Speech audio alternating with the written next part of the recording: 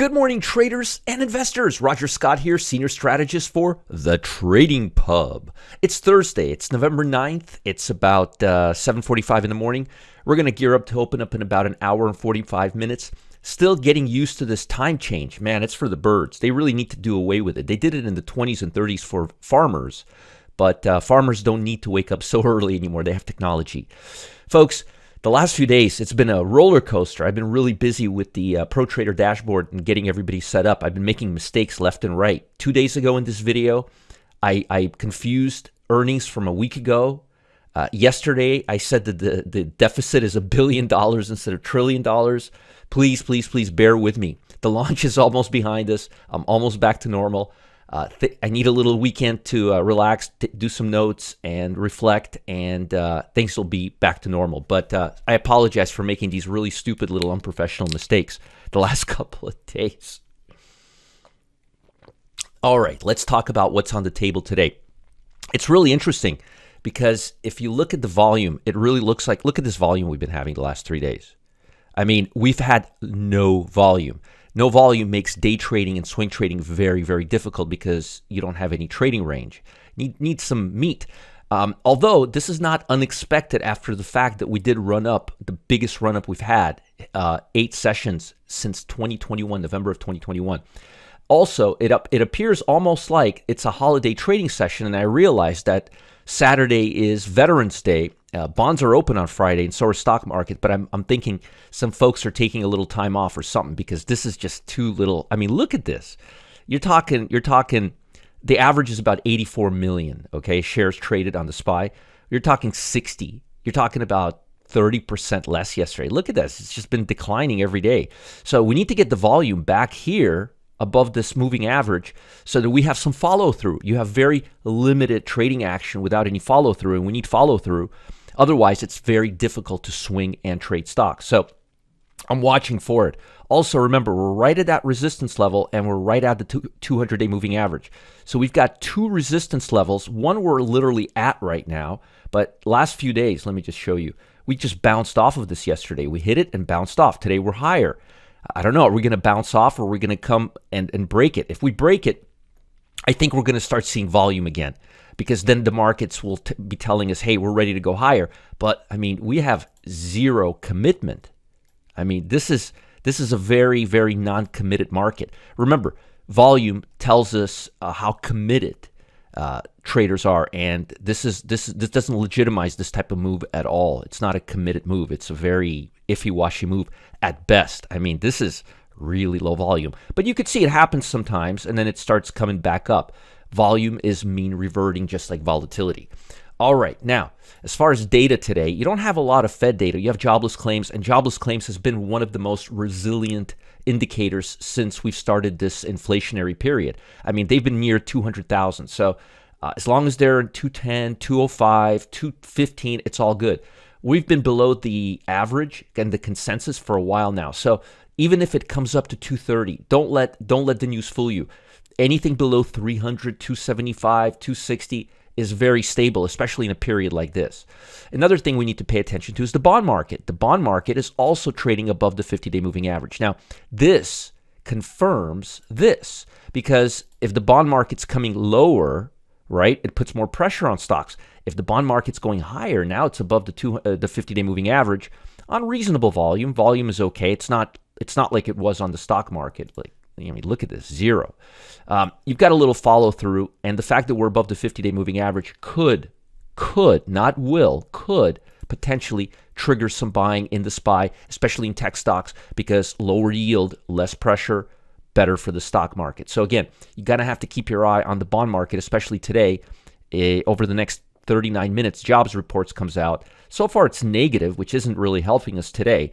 And if it goes back below the 50-day moving average today and sticks there, it's going to put pressure on stocks. Also, I'm not really buying this because of the volume.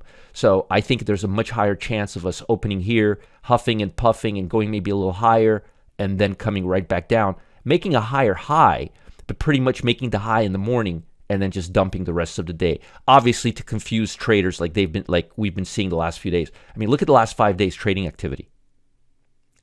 Seriously, folks, look at this. Try to swing trade or day trade here. Good luck with that, right? I mean, anyway, but you see what I'm talking about. So be very, very careful. Make sure you have volume. Wait about an hour or two today to make sure you have volume, or at least volume is starting to revert higher. And you'll know within the first hour or so. And look at the volatility. You will see that. Now, earnings are pretty much behind us. We had Disney, we had Roblox, we had MGM.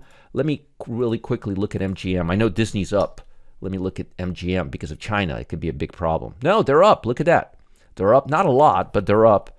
Disney's up. Let's see. They were up pretty good this morning, 4%. That's good. That'll give us a little headwind there, or a little tailwind, excuse me. And Roblox. Let's look at Roblox. Ooh, $11 yesterday, 51. Oh, we may have a little. If it breaks this, we'll be going back to the 200-day line. But I'm not a big Roblox swing trader. Day trading, yes, not not swing trading. All right, so we are right now very random. We're only about negative 11, 12 on the Nasdaq. We're up about 41 on the Dow. Very, very, very random day. Let's talk about what we can expect today. The only earnings you have is from Trade Desk. Everything else is out, and this is my biggest concern. My biggest concern is this. If the stock market, what is the next catalyst? We don't have major Fed data on the agenda. Earnings are behind us. Bond market is, global economy is not doing great. What is going to cause this to go higher and really, really continue this move? That's my big concern, and this volume is causing me to pause. Now, if you look at the QQQ, you will see that we're doing better. But again, look at volume. I mean, look at volume the last 3 days. Actually, the last 4 days right here. And look at price action. I mean, nothing. I mean, just 3-point move here. So it's very frustrating for folks who are looking for directional bias, who are looking to day trade, get some swings. It's a miserable market. Let's talk about global economy, and then we'll get into sectors. And by the way, I made a comment yesterday in my trading session in my class. We had the Pro Trader Dashboard third session, and I explained yesterday that everything starts out with the market. Whether you're day trading, swing trading, position trading, everything starts out with the broad market. And if you're struggling to gain an edge in the broad market, the best thing you can do, well, aside from joining my Telegram channels, but that's for another day. By the way, you should sign up. Go to rogerscott.com/Telegram. Sign up for the Telegram channels and make sure you watch my videos. Go to YouTube and go to Roger-Scott. They're all there. Subscribe to the channel. You'll get these videos. But if you're struggling in reading the market, I do that every morning here. So you have no excuse. You can watch these videos and get a really good handle on what I'm seeing with the broad market and then just deal with the stock. But these videos are great for that. So let's talk about what we got on the agenda today as far as the market. We're looking ahead for comments from the Federal Reserve. I don't think that's really big. Fed is not in nobody's really concerned with the Fed right now. They're coasting. And we know we're near the end of the cycle, not the beginning of the cycle. So what he's saying is not as important now as it was, say, 9 months ago. He delivered opening remarks yesterday at the Fed's Division of Research. He emphasized the need for central banks to think beyond traditional mathematics simulations for forecasting while avoiding any commentary on monetary policy. At the same time, Harker, speaking at a different event, expressed the view that maintaining interest rates at the current restrictive level was the right course of action. He's right. With monetary policy, there are always lags. Holding the rate steady will give those lags time to catch up. I couldn't have said it better myself. They've been very aggressive in a right way, little by little, but they've been very aggressive for several months now. So we need things to catch up. Sitting and waiting is the best course of action. They're not going to raise rates in December. They'd be foolish to do that unless things really go to crap. But there is a good chance in January. I think they want to see how the market reacts if we have an end-of-year rally, so forth and so forth. We're closely watching Jerome Powell's speech at the 24th conference later today. Could provide additional clarity. My bet is he's going to avoid commentary on monetary policy. We also have Bostic and Barkin speaking. We've got the jobless claims today, not seeing a big thing with it unless there's something completely shocking. The number's just been so good for so long that, and it started rising about a year ago, and it started worrying me. It started going about 275, something like that, and then it just backed right off. So it's been solid. Europe is up a little bit, giving us some tailwind. They digested upbeat corporate earnings. They've been pretty solid so far, not bad. I mean, markets haven't reacted well, but the numbers have been well. We're looking for Federal Chair Squirrely Powell's to assess the global interest rate. Eurozone government bond yield climb on Thursday, rebounding from a decline observed in the 2 previous sessions. A central bank countered market expectations of interest rates. So nothing really crazy in Europe giving us anything. They're going to be neutral towards us. China closed just about the flat line. It seems like everybody all the markets in the world are just waiting for something. Slipped back into deflation territory in October. Data from the Bureau of Statistics showed Thursday that Chinese consumer prices swung into decline, and a factory-gate deflation persisted in October, posing concerns that prospects of a broader economic recovery in the world's second largest economy. Don't hold your breath with China. Japan. Now, this is very interesting. I know a lot of folks started putting money back in Japan, like Warren Buffett, because they were thinking rates were going to start going higher and they were going to spruce up the economy. It hasn't happened yet. They closed higher, snapping a 2-day losing streak as a series of upbeat earnings reports boosted sentiment. The Minister of Finance reported on Thursday that Japan recorded its largest current surplus in 18 months in September as trade balance swung into the black, driven by substantial gains from overseas investments. This is what I'm talking about. A lot of folks have been putting money in Japan, hoping that they're going to change their policy from negative rates to growth because they're trying something different. They have a new prime minister there. It would be very interesting to see what happens. But so far, nothing has. As I mentioned, earnings are pretty much behind us. We have trade desks today.